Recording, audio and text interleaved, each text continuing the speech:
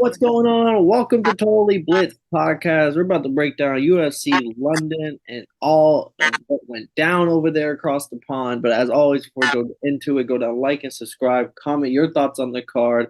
Comment your thoughts on Molly. Comment your thoughts on Tom and everything in between. As always, these are your hosts. I'm Paul. Pick a win. I'm Contra. I got the doink on me. Who's with me?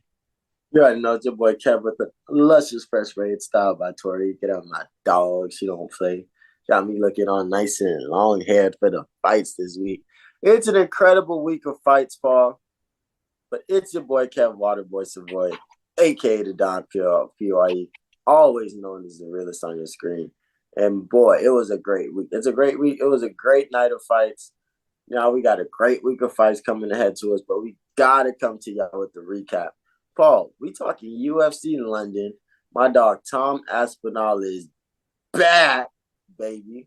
And I'm after what 364 days. He looked good as ever too. I'm not gonna lie. I kind of was calling it. He's a mauler. He's a mauler. He's just so quick on his feet. But I'm not gonna lie to you, Paul. I was doing some super cool secret stuff with some really cool people, meeting, doing some really, really nice stuff. And I only saw the last four fights. So plug me in, man. How was the card? Card was pretty good, bro. I'm so upset because I had a 3-leg parlay that would have paid like 10 to 1 plus 1,000 odds, and I Oh wow. wasn't able to put it in. Like I literally put the money into my account. I had the parlay made, and then I had to drive to work, and I was like, oh, I still got time because the fights don't start till later. I'm at work, and I just got busy doing work shit, and then all of a sudden it's like 6 o'clock, and I'm like, fuck, I never put that bet in. Well, it probably didn't cash anyway. I go check, it would have cashed. I was like, what the fuck? I would have, Um, but it started off was like the Ketlin Vieira. We kind of hit on her with the Holly Holm getting submitted by Bruno Silva, and the potential fight for her was Ketlin Vieira if she was gonna beat Panay Kanizad at UFC London. She got the unanimous decision. Kind of, I won't say made it look easy, but it was a very good fight. I feel like everyone this like she had 11 minutes of control time. She was like her oh wow. top game, very dominant, and she just continues to piece these wins together as she's in the top three rankings. Like she's right up there with Bruno Silva for in my opinion, who should be the next title shot after they figure out who's gonna fight for the vacant belt.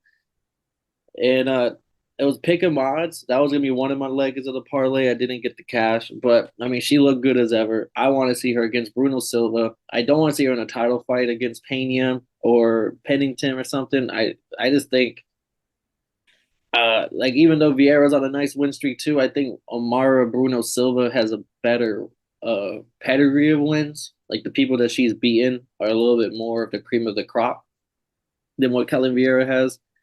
But I mean, I'm not trying to take it. It's just I just like to see the new talent in the weight class also. Nice, nice, nice. I am a big I support Caleb Vieira, but 11 minutes of control time is insane.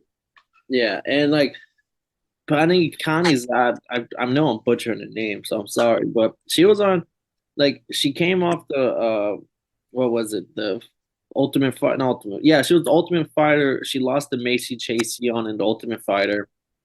And then she went on a win one, lose one, but then was on a nice little. And her last like 7 fights or her last 6 fights, she was 4-2, and her only losses uh were to Raquel Pennington, which is the number one contender underneath Pena right now, and then she had the other loss now to Ketlin Vieira. So like she's still like as the Ultimate Fighter 28 uh finalist, like she still seems like if she can get the ground game kind of fixed up, she can do really well because her on the feet, she was piecing up Ketlin there. So like, I mean, it's still a good win, but like, I don't put Kanzan in the same win category as Holly Holm. You know what I mean? Facts, facts, facts, facts, facts. And then our next one that oh, I almost forgot. I don't have anything for the you called the shit part of the thing just because We ain't make no calls. we made some calls, but where they didn't go through. All right, we went straight to voicemail. They went straight to voicemail. The but I do have the egg on your head trophy, which does go to me. and a back to back. This is like a double decker egg. This is Humpty Dumpty egg. I said Tom Aspinall was gonna have the toughest fight of his life so far. I said we'll see him get tested. I was telling people to hammer it over 1 round, over 1.5, over 2 rounds, and it has nothing to do with Tiberius and his skill. It just Tom Aspinall just looks like a fucking world beater out there so far. Everyone that he's had to fight outside of Curtis Blade. And then the other egg on the head was the Molly fight. I was hating on Molly, but I was like, oh, this is the fight that they're giving her a trash can. The person she's fighting is 1-4 against UFC fighters, and her one win is against somebody who got kicked out the UFC. So like for a co-main event slot, they're setting her up to win. So not even an egg on my head, but egg on her. Like they set you up to win this fight easily, and you got arm barred. And that shit was terrible because she was doing all that extra at the weigh-in. One thing I've noticed is that you do extra at the weigh-in, you probably get your ass. So we'll see what's up with Molly. But let's get back into the recap. I had to point out those two eggs. And then I don't know if it won fight of the night, but definitely was one of the bangers on the prelims. The one I said would be fight of the night, Makhachev Muradov getting the damage decision win over Brian Barberena. Knocked Barberena's ass down twice. Like I was telling you, bro, his boxing and stand up is just so fucking crisp. Knocked him down twice. Not only did that, he took him down. He had shot a couple takedowns. I don't think I've ever seen Muradov shoot a takedown. Took Brian Barberena to the ground. It's absolutely just mauled him. 30-27s across the board. Oh wow! And you said this supposed to be Friday night. I mean, it was fun. I was enjoying it. 13 of 16 takedowns with 2 knockdowns from Muradov, showing he's adding new layers to the game. Not only is he going to stand up with you, but 13 of 16 takedowns. God damn. I respect it. I had to do a hair whip. And then then we can jump right up into honestly, we can jump right up into Paul Craig, first fight at middleweight, where he gets the TKO KO over Andre Munoz. And I don't know what the odds were for Paul Craig to get a KO, but probably astronomical if I could take a guess. Like I was say he was the dog in this fight too, heavy. that was the other leg of my parlay. It was gonna be Ketlin, Miradov, and Paul Craig. Ouch. But yeah, he looked awesome in this fight. Now, this fight I did watch. So yeah, you could have made the argument that he lost the first round, but when I've learned that if you don't want to see Paul Craig on bottom, you definitely don't want to see him on top. When he transitioned from the to side control, and he did that like three like 60 like I don't know what he did. He did like a smooth ass shit. Like that shit was crazy clean. And then got the head. And then I thought he was gonna submit him. He tried a couple different submissions because Paul Craig, but he just started handing them elbows out, and the ref said you gotta go. Yeah, and Andre Munoz, like I know like we were expecting a Paul Craig sub, at least I was, but like I wasn't expecting it. I just thought his way of winning would be a sub. But Andre Munoz, 15-1. He's only been submitted once in his whole career, and it was his last fight against Brandon Allen, who we keep seeing leveling up. So, like, great fighter to lose to. Gets knocked out by Paul Craig, but the point I'm making is, outside of Brandon Allen, he was 15-0 on submissions. He was the one doing the submissions, and quite often black belt BJJ, but like a certified black belt at BJJ. So for like Paul Craig on them scrambles to kind of still get his way. Like I'm telling people, like he's in a class of his own when it comes to like BJJ at like in this. Well, I guess now at the middleweight divisions, he's in a class of his own. And he doesn't look terrible. They said at first in the first round it looked like there was a strength difference, but he doesn't look terribly like sucked up, like terribly like stuck. Like he looks like he can get to that weight and then learn how to like fill himself out around that. But like shout out Paul Craig for looking dominant in the fucking not dominant, looking really, really good in the new division. Just cutting all that extra weight. He looked good on his feet. On top, he was a menace. He never had offensive wrestling skills or wrestling skills to begin with, but now that he seems to be the bigger guy at middleweight, like he has the weight advantage coming from light heavyweight, I think that's going to help open up his game a little bit more. if the weight cut doesn't affect him. I was about to say, did he get a double leg takedown?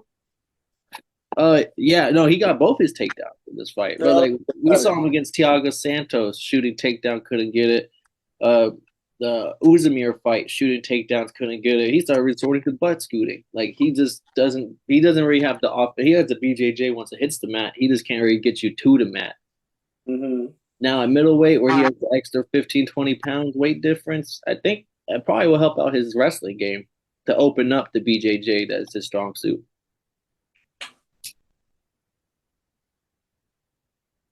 No, that's real shit, man. But yeah, shout out Paul Craig. You think he can make some noise in middleweight? Middleweight is wide open, bro. They don't, but middleweight's wide open. I say that where like you can get ranked into the top 15, but nothing's easier than light heavyweight right now and on paper. So like if you couldn't get that, I mean he had his run, don't get me wrong. He was right there knocking on the door.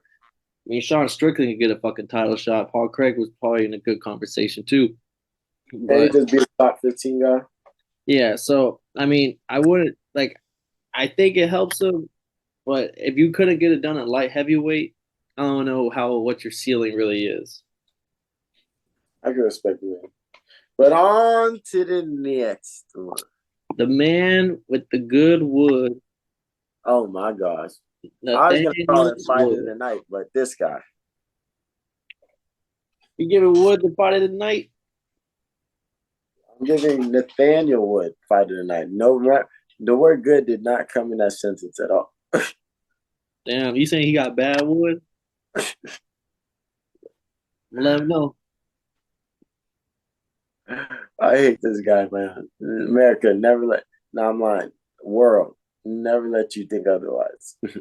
But no, man, this was a great fucking fight. I mean, it started off going back and forth immediately. I mean, what Nathaniel Wood got dropped like what 20 seconds, not dropped, but he got cracked like 20 seconds into the fight, 20, 30 seconds into the fight. And next thing you know, it's like winning that fucking round, cracking, bro, fucking laying off haymakers, hitting his ass, hitting his ass, hitting his ass, overwhelming dude. And then for Felijo, if that's how you say his name, Lee. Philippe motherfucking comes back in the second round, catch Dazes motherfucking Nathaniel Wood, and then he starts giving it to him. But I think the difference between Nathaniel Wood and catching his time to take off versus him, Philly immediately went for like a submission. He was trying to go rear naked choke. He backpacked him. I don't know. I think that would have been a good time to start laying off some punches. Like, you feel me?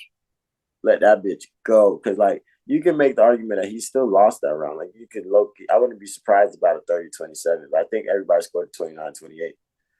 But yeah, 29-28, I think is universal right now. Mm-hmm. But motherfucking, now this fight's a banger to Slavinaka. We're going into the third round 1-1. And I think they slowed down the pace. Both of them slowed down the pace, and Nathaniel Wood just got way more punches, or at least landed more significant strikes. And yeah, and I really feel like they realized they both had enough power to really hurt each other. So like this had to be smart. And this is kind of weird, but not weird, but like Philly is not known for power. Audrey Philly, like I was breaking it down, he had like the reach advantage. He was like 6 inches taller. He's always just been a tall guy at featherweight. So like he always boxes from the outside and kind of just tags you and stuff like that. Will shoot a takedown here and there. But so that's why when it was he was a big dog, and that's why I was hyping him up. And that was one of my picks as one of my dogs is Feely, just because I thought he was gonna be able to use that reach and stuff. Wood showed me that like even if you have the reach advantage, he will still blitz you. He will still connect. He'll still get into his range. And but one thing I will be taking note of this is like you got dropped by somebody who don't got power in his hands.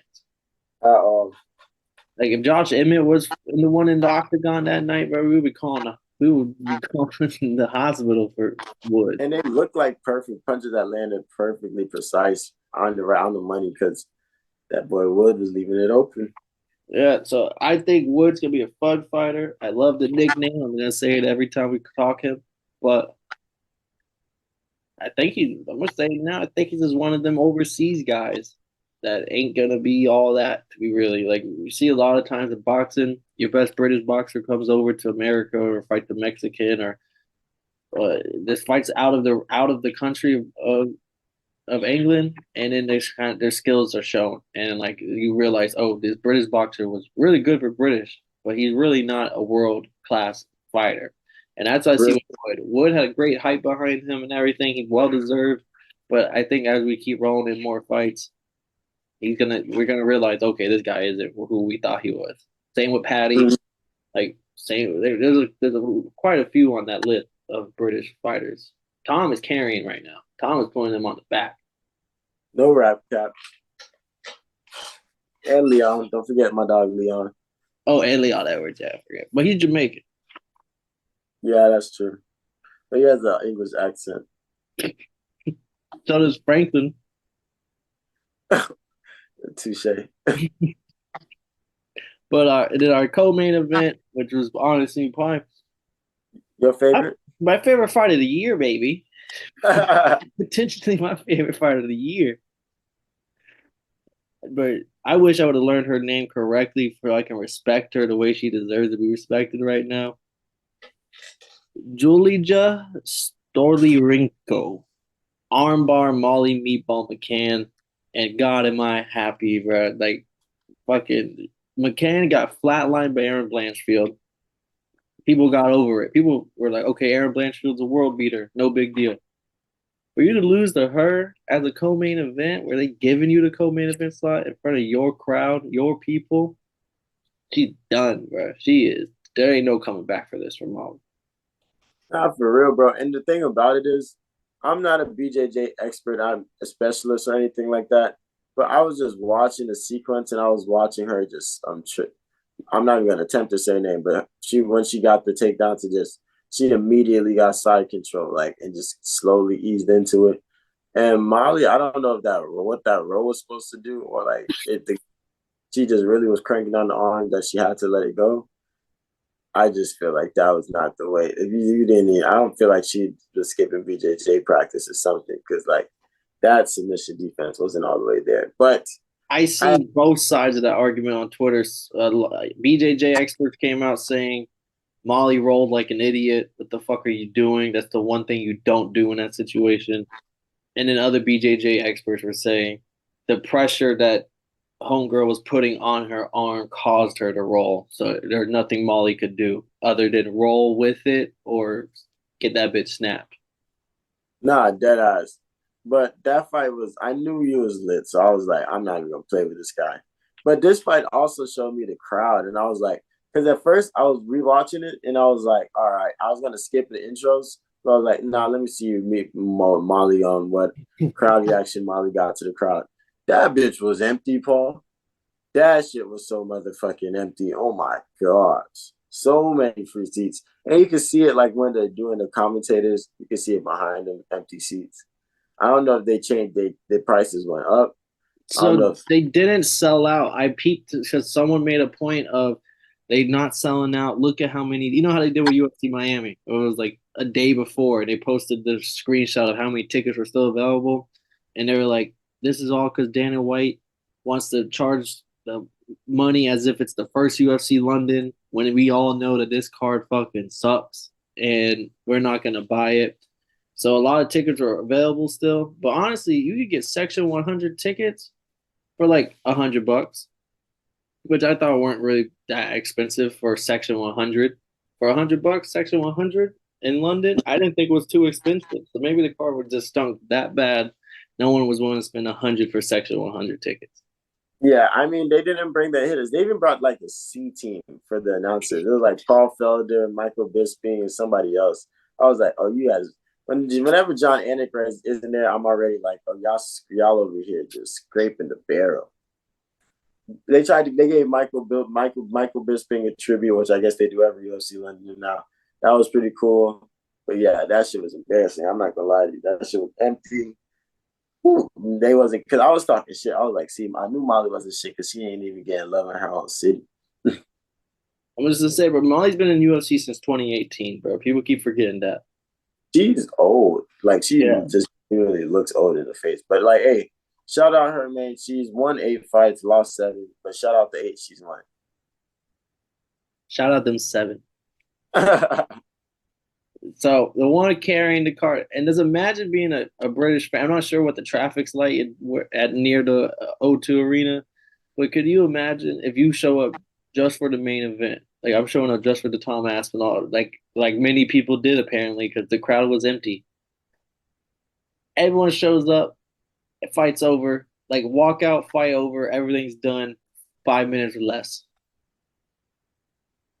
But I couldn't imagine that. I couldn't imagine paying for parking, probably buying a T-shirt on the way in, getting a beer, take 2 sips of my beer, fight over, time to go home, everybody. Upset, upset. But like the energy when Tom Aspinall comes out is crazy. It was a different event. That was a Yeah, pay-per-view. Tom Aspinall, pay-per-view fighter. Rest of these people, no. facts. And Ty Burr wasn't even Ty Burr's not even bad either. He's a known person a little bit. And he just happened to fight that guy. But I don't know if it was the how much power Tom has or how crisp his boxing is. But it was like everything that landed, like starts the fight, head kick. Fucking where the fuck am I? Fucking comes back into a little jab down the middle. Fucking I gotta get the fuck out of here. Taking like 5, 6 steps and 7, 8 steps backwards. I was like, yo, Tibera is like these shots when they land, it's damaging him. Nah, dead ass. And I think it's the footwork. I think it's the fact that he can just move. He has the power like that. He has the precision, but he can just move so smooth and so gracefully like a lightweight because of his training partners.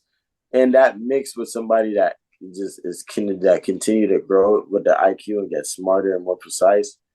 Oh man, I love watching Tom Aspinall fight. One thing I'm telling you, I'm gonna catch. See, when Tom Aspinall finally gets a passport, I'm gonna see that boy fight in America. Tom Aspinall, I'm gonna ask you to rank these three heavyweights. Tom Aspinall, Sergey Pavlovich, Cyril Gahn. You know what's crazy? I thought it would, I knew you was gonna ask those three, and I thought it would have rude if I just did it while you were talking, so I waited. I was But gonna no, throw Gelton Almeida in there too, but I think he's still wet behind the ears. me personally, number one, no, my number one for sure is Sergey. Number two would be Tom Aspinall. Number three would be Gone, and I would be proven after Sergey beats Gone. But my favorite is Tom Aspinall. I'm always rooting for Tom Aspinall. I've always rooted for Tom when I was just learning UFC and everything, getting into it, like showing my fucking rookiness in the sport. But like 2 years ago, and one of the videos that popped up on YouTube, like you watch a couple UFC videos, and they know your whole algorithm is UFC based videos. So one of the thing was just like Tom Aspinall, next heavyweight prospect, drinking beers, answering questions. And I was just watching. I was like, this guy's a dude. This guy's funny as hell. He was just drinking some pints at the bar. And I was like, oh, I could root for a guy like this. Next thing I know, he just whips out like 3, 4 wins in a row, all by devastating fashion. And I was like, oh, this is Tom Aspinall. Facts. Shout out Tom Aspinall. Coming back strong, looking great. And the energy was awesome in the arena. Yeah, only for him though. Only for him, bro. It was a different event when he got on stage, bro. He brought that bitch Facts. to life. Facts. But all right, bro. Everyone stay tuned. Next we still got next episode coming this week will be the picks for UFC. What is it, Kev? What's the UFC 291? Poirier versus Gaethje. Terrence Crawford versus Earl Spence Jr. picks coming out later this week. And we're gonna talk the That season. dominating win over Fulton over in Japan early Tuesday morning will be brought up as well in that episode. So just stay tuned. I mean, it's probably the best week of combat sports and the longest time. And I don't want to say anything, but I'm just gonna say a long time. Hey, that's a bet, man. Hey, but we flying out this motherfucker, you feel me, man? If you didn't know, I don't mind telling you again that I'm Kev Waterbuster Boy. I'm in this bitch with Paul Pickett, William Conscious. We get into the bag. We making moves. And we wanted you to know that this is a Totally Blitz podcast and that you and everybody that's not making no money, that ain't got no motion with you, is a bitch.